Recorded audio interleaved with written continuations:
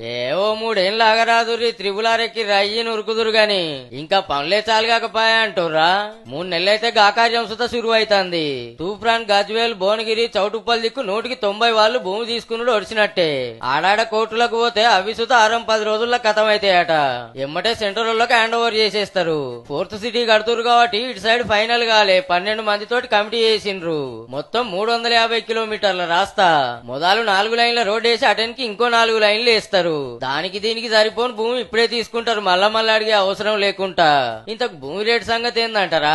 ఎకరానికి market rate 20 లక్షలు, బయట 25 లక్షలు ఉందనుకో, నడుమిట్లు 23 లక్షలు తీసుకొని దానికి 3 ఇంతలు అంటే 69 లక్షలు కట్టిస్తారట.